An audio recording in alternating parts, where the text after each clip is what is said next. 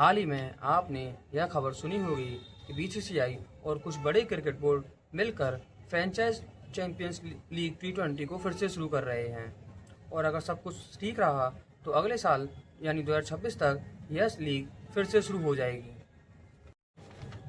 आखिरी बार यह लीग 2015 में खेली गई थी और 10 साल बाद यह लीग फिर से वापसी कर रही है। जिन लोगों को इस लीग के बारे में पता ना हो उन लोगों को बता दूं, यह एक ऐसी लीग है जिसमें सभी देशों की जो फ्रेंचाइज क्रिकेट होती है उनकी फाइनल में पहुंचने वाली टीम खेलती हैं। जैसे जितने भी सभी बड़े बड़े देश हैं इन सभी में अपनी अपनी फ्रेंचाइज लीग होती है। जैसे भारत में IPL, इंग्लैंड में 100 और ऑस्ट्रेलिया में बिग बैश और देशों में भी ऐसी लीग होती हैं। और इन सभी लीगों की जो दो फाइनलिस्ट टीम होती हैं यानी जो विनर और जो फाइनल में हारने वाली टीम होती हैं उन यानी टोटल 10-12 टीमों को मिलाकर यह टूर्नामेंट किया जाता है। यानी हर एक देश की जो भी लीग हैं, भारत की IPL, इंग्लैंड की BBL, इन सब की जो फाइनल पहुंचने वाली टीमें होती हैं वे सभी इस टूर्नामेंट में खेलती हैं। हालांकि IPL एकमात्र ऐसी लीग है जिसकी इसमें 2 की बजाय 3 टीमें खेलती हैं, क्योंकि वैसे भी BCCI का इसमें सबसे बड़ा पार्ट होता है। इस वजह से इसमें IPL की 2 की बजाय 3 टीमें खेलती हैं और बाकी अन्य देशों की 2-2 या फिर किसी की 1-1 टीमें खेलती हैं। और अगर बात करें IPL टीमों की तो CSK इस लीग को 2 बार जीत चुकी है, वहीं MI 1 बार जीत चुकी है। और MI ने जो ट्रॉफी जीती थी वो RCB को फाइनल में हराकर जीती थी। तो जो टोटल मिलाकर 2009 से 15 तक जो इसके सात आयोजन हुए हैं उनमें से 3 बार IPL की टीमें इसको जीत चुकी हैं। अब बात करते हैं वीडियो के मेन टॉपिक की, जो कि है ODI का अंत। इस लीग के शुरू होने से उन लोगों को तो मज़ा आएगा जिनको IPL या फ्रेंचाइज T20 या T20 मैचों में ज़्यादा मज़ा आता है। उनके तो एक मिनी IPL की तरह होगा और उन जैसे लोगों के लिए यह एक और मौका होगा फ्रेंचाइज क्रिकेट देखने का। लेकिन जिन लोगों को इंटरनेशनल मैच में ज़्यादा मज़ा आता है या इंटरनेशनल मैच उनको ज़्यादा अच्छे लगते हैं उनके लिए यह बुरी खबर है, क्योंकि एक तो पहले ही सभी बड़े बड़े देशों ने अपनी अपनी फ्रेंचाइज लीग शुरू कर दी हैं, जिसकी वजह से उनके प्लेयर इंटरनेशनल मैच कम और फ्रेंचाइज क्रिकेट ज़्यादा खेलते हैं। और अगर बात करें विदेशी खिलाड़ियों की तो विदेशी खिलाड़ी तो पहले भी पैसे के लिए इंटरनेशनल मैच को छोड़ चुके हैं। जैसे इंग्लैंड को, न्यूजीलैंड, साउथ अफ्रीका, ये सभी पहले ही लीग के चक्कर में इंटरनेशनल मैचों को छोड़ देते हैं। और अब जब यह लीग शुरू हो जाएगी तो एक और लीग ऐसी हो जाएगी जिसकी वजह से इंटरनेशनल क्रिकेट पर बहुत ज़्यादा असर पड़ेगा। के शुरू होने से सबसे ज़्यादा असर वनडे क्रिकेट पर पड़ेगा, क्योंकि एक तो पहले ही जो बड़ी बड़ी टीमें हैं वनडे क्रिकेट कम खेल रही हैं। यानी वनडे क्रिकेट थे वो धीरे धीरे करके वैसे ही कम होते जा रहे हैं। पहले वनडे मैचों की जो सीरीज होती थी वो 5-5 मैचों की होती थी और T20 1 या 2 होते थे। लेकिन अब T20 मैच की सीरीज 5 मैचों की होती है, वहीं वनडे मैचों की सीरीज 2 या 3 मैचों की ही होती है। और में तो वनडे सीरीज को कैंसिल करके उसकी बजाय T20 मैचों को बढ़ा देते हैं। T20 मैचों को 5 के 7 कर देते हैं और वनडे मैचों की संख्या और कम कर दी जाती है या फिर सीरीज ही कैंसिल कर देते हैं। इस तरह धीरे धीरे करके सभी बड़ी बड़ी टीमों या अन्य टीमों की ODI क्रिकेट में दिलचस्पी खत्म होती जा रही है। अब जब यह लीग और शुरू हो जाएगी तो जो ODI क्रिकेट खेलने के लिए बचता था वो और कम हो जाएगा। यानी टीमें ODI क्रिकेट खेलना अब और कम कर देंगी, क्योंकि उनके प्लेयर फ्रेंचाइज लीग में व्यस्त हो जाएंगे और वो ऐसे में ODI क्रिकेट नहीं खेलेंगे। इस तरह धीरे धीरे करके ODI क्रिकेट बिल्कुल बंद हो जाएगा और एक समय ऐसा आएगा कि ODI क्रिकेट बिल्कुल समाप्त कर दिया जाएगा और कोई भी टीम ODI क्रिकेट नहीं खेलेगी। वैसे भी ODI क्रिकेट धीरे धीरे बहुत कम होता जा रहा है। अब बात करें भारत की तो 2025 के 7 महीने बीत चुके हैं, यानी जुलाई का महीना ख़त्म हो चुका है और भारत ने इस साल में टोटल मिलाकर 8 वनडे मैच खेले हैं। इसमें से 5 मैच चैंपियंस ट्रॉफी के थे। यानी अगर चैंपियंस ट्रॉफी के 5 मैचों को हटा दिया जाए तो भारत ने इस साल केवल एक सीरीज खेली है, वो इंग्लैंड के खिलाफ खेली थी 3 मैचों की। यानी 7 महीने में भारत ने टोटल मिलाकर 8 मैच खेले हैं, यानी हर महीने में केवल एक वनडे मैच। और इसके आने वाले जो समय है यानी जो 5 महीने बचे हैं इसमें भी भारत को केवल 2 ही सीरीज खेलनी थी।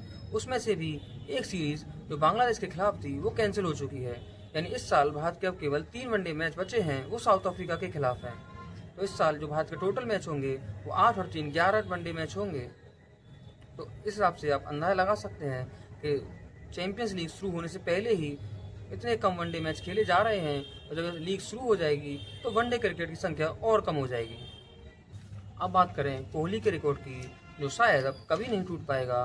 वैसे तो कोहली के फैंस के लिए बहुत ही अच्छी खबर है, लेकिन फैंस भी चाहते कि वनडे क्रिकेट ज़्यादा हो और तब कोई प्लेयर ना उस रिकॉर्ड तक ना पहुंच पाता, ये ज़्यादा बेहतर रहता, बल्कि बजाय कि वनडे क्रिकेट ही खत्म हो जाए। कोहली ने वनडे में टोटल मिलाकर 52 सेंचुरी लगाई हैं और ऐसा करने के लिए उन्होंने 250 से अधिक मैच खेले हैं। और अब जिस तरह से वनडे मैच हो रहे हैं, मुझे नहीं लगता कि कोई भी प्लेयर 250 या 300 वनडे मैच खेल पाएगा, क्योंकि वनडे मैचों की संख्या धीरे धीरे कम होती जा रही है और साल में 10 से 12 वनडे मैच ही एक टीम खेलती है। तो इस हिसाब से अगर किसी प्लेयर को कोहली का रिकॉर्ड तोड़ना है तो उसे कम से कम 250 मैच तो खेलने ही पड़ेंगे।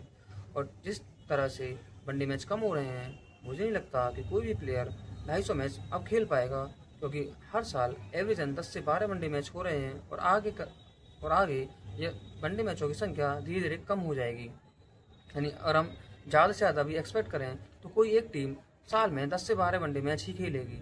अगर किसी बल्लेबाज को 50 शतक लगाने हैं तो उसे हर साल वो 10 से 12 वनडे मैच खेलने होंगे और यह काम उसे लगभग 10 से 15 साल करना पड़ेगा, तो तब जाकर वह 250 मैच खेल पाएगा और कोहली के रिकॉर्ड को तोड़ पाएगा। तो इस वजह से कोहली का रिकॉर्ड हमेशा के लिए अब सेफ हो जाएगा और अब कोई भी प्लेयर 50 से अधिक वनडे सेंचुरी नहीं लगा पाएगा। कि कोहली और क्रिकेट प्रेमियों को यह अच्छा लगता कि सभी टीमें वनडे मैच खेलती और तब शायद कोई प्लेयर ना पहुंच पाता उस रिकॉर्ड तक, तो यह ज़्यादा बेहतर रहता। अगर वनडे क्रिकेट की, तो वनडे क्रिकेट में जो रोमांच होता है वो T20 क्रिकेट में नहीं होता, क्योंकि T20 क्रिकेट में कोई एक प्लेयर अच्छी पारी खेल दे या कोई एक बॉलर अच्छा स्पेल डाल दे तो टीम जीत जाती है, लेकिन मैच में वापसी करने का मौका नहीं होता। लेकिन वनडे क्रिकेट में ऐसा नहीं होता। अगर कोई प्लेयर एक अच्छी पारी खेल दे तो भी उसका अन्य जो बल्लेबाज हैं उनको साथ देना होगा, तभी वह टीम एक अच्छा स्कोर बना पाएगी और दूसरी टीम को रोक पाएगी। या फिर अगर कोई बॉलर अच्छा स्पेल डाल देता है शुरू में और किसी टीम के 4 या 5 विकेट जल्दी गिर जाते हैं, दूसरी वाली टीम के पास मौका होता है उस मैच में वापसी करने का, धीरे धीरे करके अपना स्कोर 200-250 ले जाकर मैच में वापसी करने का और दूसरी टीम को भी जल्दी आउट करने का।